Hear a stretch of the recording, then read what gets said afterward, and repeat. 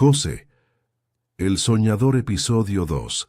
La traición, el esclavo que no perdió su alma, basado en Génesis 39. Hay una prueba que muy pocos hablan cuando se cuenta la historia de José. No es el pozo, no es la cadena, no es el desierto recorrido encadenado entre comerciantes que no saben su nombre y no les importa. La prueba más difícil de José no fue el momento en que cayó, fue lo que ocurrió cuando empezó a levantarse, porque hay algo cruel en la esperanza a medias. Hay algo particularmente devastador en ascender desde el fondo, en ganarse la confianza de alguien poderoso, en volver a tener tierra firme bajo los pies después de años flotando en la incertidumbre. Y entonces, en el momento en que todo parecía ir bien, caer de nuevo, más hondo que antes, por una mentira de alguien que debía protegerte. Esta es la parte de la historia de José que los sermones rápidos suelen pasar sin detenerse. Demasiado, porque es incómoda, porque hace preguntas que no tienen respuesta fácil, porque un hombre que hace todo bien, que se niega a traicionar su integridad en el momento más difícil, que elige lo correcto cuando lo incorrecto habría sido tan fácil. Ese hombre terminó en prisión de todas formas, y la pregunta que flota en el aire oscuro de esa celda es la misma que se hacen todos, los que alguna vez han hecho lo correcto y recibieron lo incorrecto a cambio. ¿Para qué? La respuesta no está al final de este episodio, está al final de la historia. Y por eso hay que seguir. Y Egipto. El mundo al revés. José llegó a Egipto encadenado, 17 años, sin familia, sin idioma fluido, sin nombre que alguien reconociera, en una tierra donde eras, en el sentido más literal y legal de la palabra, una mercancía, un objeto de transacción, un número en el inventario de un comerciante ismaelita que lo vendería al mejor postor. Egipto en el siglo XVIII a.C. era el centro del mundo conocido, el Nilo como columna vertebral de una civilización que llevaba ya 1000 años perfeccionando sus instituciones, su arquitectura, su burocracia, su arte. Las pirámides ya existían, los templos de Karnak estaban siendo construidos, el poder del faraón era absoluto, divino, incuestionable. Y en algún mercado de esa civilización magnífica, José fue vendido. Lo compró un hombre llamado Potifar. El texto lo describe con precisión. Varón egipcio, oficial de Faraón, es un capitán de la guardia. No era un hombre cualquiera. Era alguien cercano al poder central del imperio. Casi oficial de confianza del Faraón.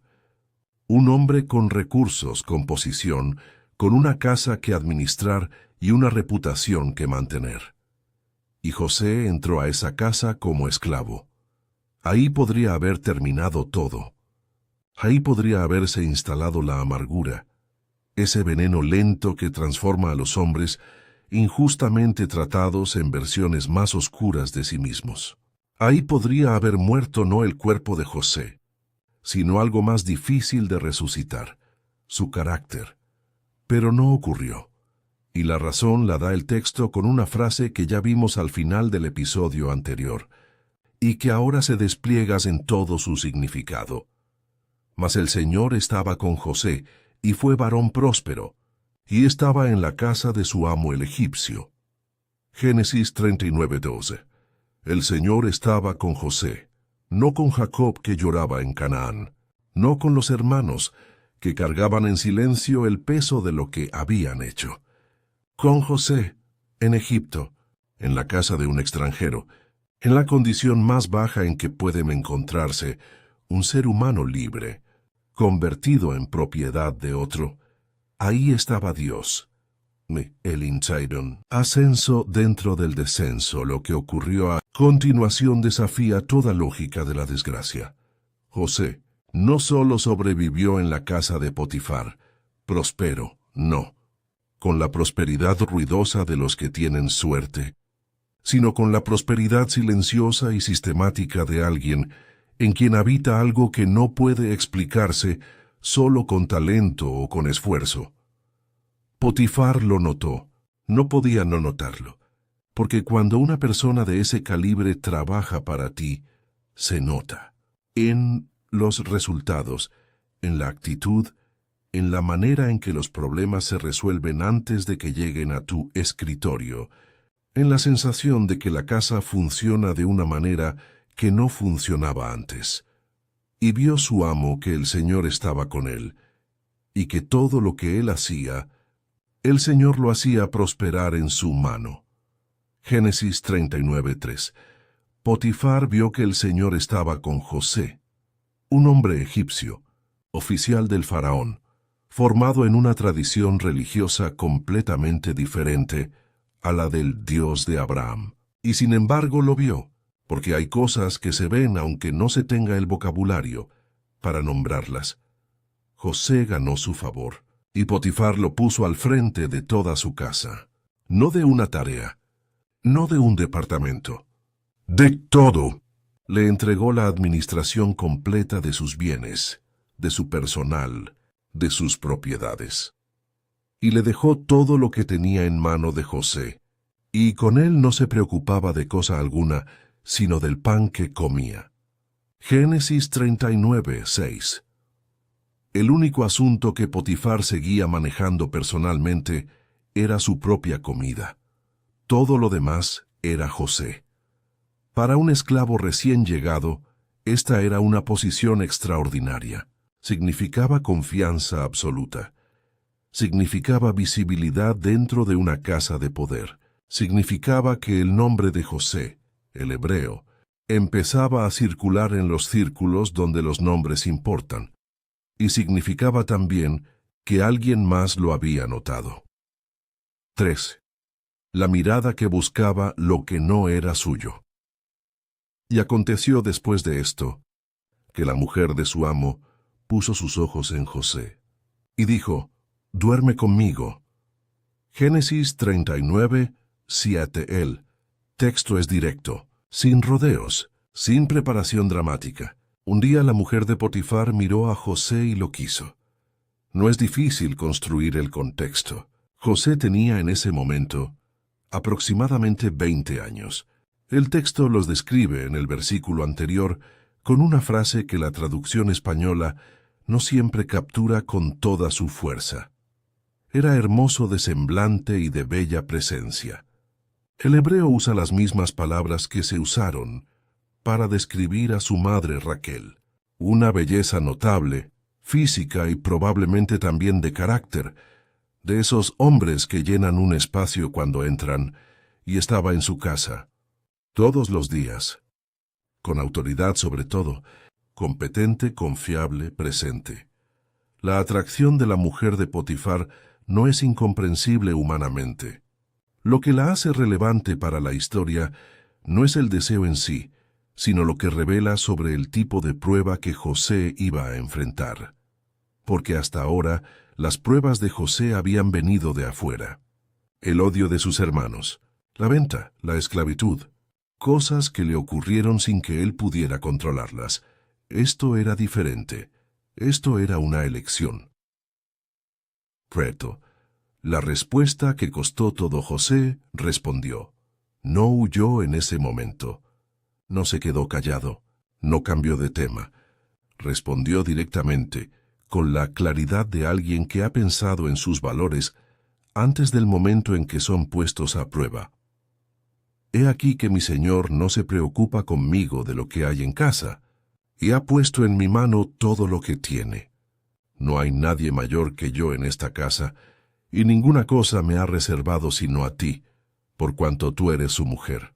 ¿Cómo pues haría yo este grande mal y pecaría contra Dios? Génesis 39:8-9. 3 argumentos en una sola respuesta. Primero, la lealtad. Potifar confió en mí con todo lo que tiene. Esta sería una traición directa a esa confianza, no una traición abstracta, una traición personal concreta, a un hombre que me dio lo que no tenía ninguna obligación de darme. Segundo, el único límite. Todo lo que hay en esta casa me fue entregado, todo excepto tú, porque eres su esposa. Ese es el único límite que él no cruzó, y yo tampoco lo cruzaré. Tercero, y este es el más revelador de los tres, ¿cómo pecaría contra Dios? No dijo cómo pecaría contra Potifar, no dijo cómo pecaría contra mi posición, dijo cómo pecaría contra Dios.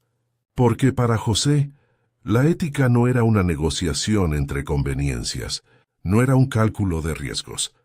Era una relación con un Dios que estaba con él en Egipto, exactamente como había estado con sus padres en Canaán. Y traicionar esa relación, aunque nadie lo supiera, aunque el secreto fuera perfectamente guardable, era impensable. La mujer de Potifar no aceptó el rechazo, hablando ella a José cada día, y no escuchándola a él para acostarse con ella, ni para estar con ella. Génesis 39:10 cada día. No fue un intento único, fue una presión sostenida, una campaña de seducción que José resistió día tras día. No porque fuera de piedra, sino porque sabía quién era y a quién servía. Y entonces llegó el día en que José entró a la casa a hacer su trabajo, y no había nadie de los de casa allí dentro. Tras la mentira ella lo tomó por su ropa. José dejó la ropa en su mano y huyó fuera. Corrió. Literalmente corrió. Sin calcular las consecuencias para su reputación, sin pensar en lo que significaría dejar la prenda en manos de esa mujer. Sin ninguna estrategia excepto alejarse lo más rápido posible del lugar donde su integridad estaba siendo puesta a prueba. Y en ese acto de huida, en esa decisión de correr, José hizo la cosa correcta, y la cosa correcta lo destruyó. Porque la mujer que lo había buscado día tras día, rechazada una vez más y ahora con la prenda de José en la mano, tomó otra decisión. Si no podía tenerlo, lo destruiría. Llamó a los hombres de la casa, y les dijo una mentira construida con la precisión de alguien que sabe exactamente cómo usar el poder de la víctima. Mirad, nos ha traído un hebreo para que hiciese burla de nosotros. Vino él a mí para dormir conmigo y yo di grandes voces, y viendo que yo alzaba la voz y gritaba, dejó su ropa junto a mí y huyó fuera. Génesis 39:14. 15. Guardó la ropa junto a ella hasta que llegó el marido. Y cuando llegó Potifar, le contó la misma historia, con la misma ropa en la mano como evidencia, con las mismas palabras cargadas de acusación. El hebreo que trajiste a nuestra casa, no tu sirviente de confianza, el hebreo, el extranjero, el que nunca debió estar aquí. Y sucedió que cuando oyó el amo de José las palabras que su mujer le hablaba, su furor se encendió. Génesis 39:19. José fue echado en la prisión, en el lugar donde estaban los presos del rey. 6. El segundo pozó otro pozo, no de piedra y tierra esta vez, de muros y barrotes y el peso específico de la injusticia. Porque hay cárceles que se construyen con ladrillos y hay cárceles que se construyen con mentiras, y las segundas tienen muros más difíciles de derribar porque no se ven. José estaba en prisión por algo que no hizo, por hacer lo correcto, por huir en lugar de ceder, por ser fiel a un hombre que ahora, por la palabra de su propia mujer, lo creía traidor. Aquí es donde la historia podría haber terminado. Aquí es donde la mayoría de las historias humanas terminan, no con una muerte dramática, sino con una rendición silenciosa, con el momento en que un hombre decide que el esfuerzo de seguir siendo íntegro no vale la pena, porque la integridad no lo protegió. Pero el texto dice algo que ya hemos escuchado antes, algo que empieza a sonar como el estribillo de una canción que el cielo toca sin parar, sin importar qué tan oscuro sea el lugar donde José se encuentre. Pero el Señor estaba con José y le extendió su misericordia, y le dio gracia en los ojos del jefe de la cárcel. Génesis 39:21. El Señor estaba con José, en el pozo de sus hermanos, en la casa de Potifar, y ahora en la prisión. 3 lugares donde cualquier hombre razonable habría concluido que Dios lo había abandonado. 3 lugares donde José podría haber tenido toda la justificación del mundo para amargarse, para rendirse, para convertirse en una versión vengativa y cínica de sí mismo. Y en los 3 lugares, el texto dice lo mismo: el Señor estaba con él. El jefe de la cárcel puso a José a cargo de todos los presos, de toda la gestión del lugar. Le entregó la responsabilidad de todo lo que se hacía allí. El patrón se repetía: la confianza, el ascenso dentro del descenso, la prosperidad en el lugar equivocado, porque no era el lugar equivocado, Sete, lo que la prisión guardaba. Hay algo que José todavía no sabía en ese momento oscuro de su vida. En esa misma prisión, en algún momento cercano, llegarían 2 hombres, 2 funcionarios del faraón caídos en desgracia, un copero y un panadero, hombres que habían servido al hombre más poderoso de Egipto y que ahora compartían celda con un hebreo acusado falsamente. Y esos 2 hombres tendrían sueños, sueños que nadie podría interpretar, excepto uno, el mismo que cuando tenía 17 años soñó con manojos de trigo inclinándose y con el sol y la luna y las estrellas rindiéndole honor. El mismo que fue arrojado a un pozo precisamente por esos sueños. Los sueños no lo habían abandonado, solo habían encontrado una forma diferente de moverse, porque así funciona el propósito que el cielo teje, no en línea recta, sino en espiral, descendiendo cuando parece que debería ascender, pasando por la oscuridad cuando la lógica humana esperaría la luz, construyendo en los lugares que parecen finales lo que en realidad son puertas. José no sabía nada de esto todavía. No podía saberlo. Solo sabía lo que siempre había sabido, lo único que ningún hermano, ninguna mujer, ninguna prisión había podido quitarle: quién era y a quién pertenecía. Cierre. El precio de la integridad. Esta parte de la historia de José hace una pregunta que incomoda. ¿Vale la pena ser íntegro si la integridad no te protege? José hizo todo bien. Fue leal a Potifar cuando habría sido tan fácil no serlo. Rechazó lo que se le ofrecía, cuando nadie en esa casa lo habría sabido. Huyó cuando quedarse habría sido más conveniente. Y terminó en prisión de todas formas. La respuesta que el texto ofrece no es la que la lógica del mérito espera. No dice: José fue recompensado de inmediato por su integridad. Dice: el Señor estaba con José en la prisión. Ahí está la respuesta. No en la ausencia del dolor, sino en la presencia de Dios dentro del dolor. Hay hombres que salen de la adversidad siendo menos de lo que eran cuando entraron, con menos fe, menos generosidad, menos capacidad de confiar. La adversidad los erosionó. Y hay hombres que salen siendo más, no porque la adversidad fuera buena, sino porque había algo en ellos que la adversidad no pudo alcanzar. José salió de cada pozo siendo más José. Con cada caída, el carácter se volvía más profundo. Con cada injusticia, la fe se volvía más sólida.